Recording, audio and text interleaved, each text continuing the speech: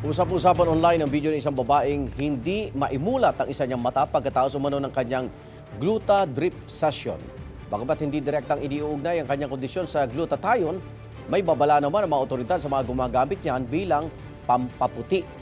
May unang balita si Darling Kai.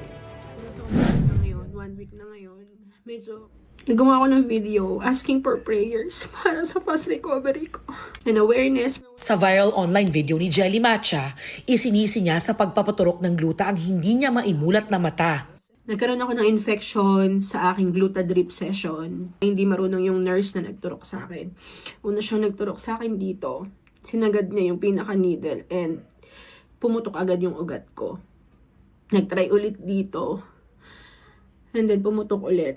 Pagkatapos ng 2 araw, Sobrang sakit niya. Hindi ko na siya mapigilan. Gansan din na ako sa ER. Suka ko ng suka. sa bagong video, mas naimumulat na ni Jelly ang isang mata.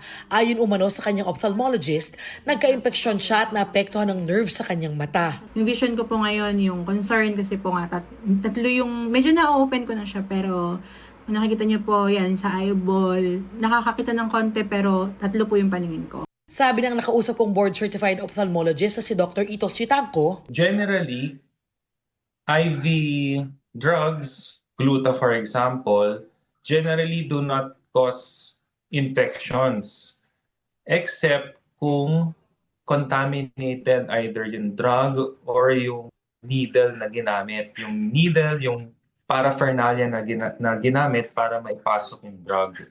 Wala akong nakitang infection, IV gluta-related infection na sa mata na directly caused by the IV gluta. Gayunman, hindi pa rin aprobado ng Food and Drug Administration o FDA ang Gluta Drip o Gluta IV bilang skin lightening agent o pampaputi. IV glutathione has only been approved by the FDA for the mitigation of the side effects of chemotherapy from cisplatin, ang tawag nilang neurotoxicity. Kabilang sa mga posibleng maapektuhan ng thyroid, bato at atay. Pwede pong toxicity, abnormalities, gastritis, pwede rin kidney failure, pwede pong masakit ang dibdib, serious skin problems, mga side effect, mga allergy. Delikado rin ang iba pang IV drip na umunoy pampaganda gaya ng vitamin C drip. Kung masyadong mataas yung dose is at some point pwede rin pong maging masyadong acidic yung urine and mag-cause ng kidney stones. Ibang usapan kung pinayuhan ng doktor na magpagluta drip dahil sa nakagagaan ito sa sintomas ng sakit tulad ng rheumatic fever ni Candy.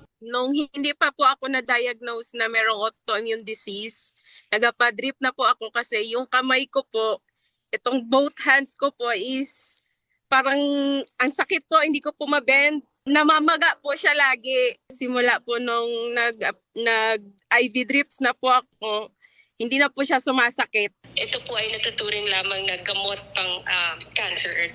We consider it as cancer medicine. So, kung ginagamit po siya pampaputi, definitely hindi po yan aprobado ng Food and Drug Administration. Kaya mula 2019, 20 milyong pisong halaga na raw ng illegal na whitening products ang nasamsam ng FDA kabilang ang Gluta Drip. May mga oral glutathione product o iniinom na gluta namang rehistrado sa FDA. Pero hindi rin umano pwedeng i-promote bilang pampaputi. Dati na ring tinutulan ng Department of Health ang paggamit sa glutathione bilang pampaputi. Ito ang unang balita. Darlene Kai para sa GMA Integrated News. Igan, mauna ka sa mga balita, mag-subscribe na sa GMA Integrated News sa YouTube para sa iba't ibang ulat sa ating bansa.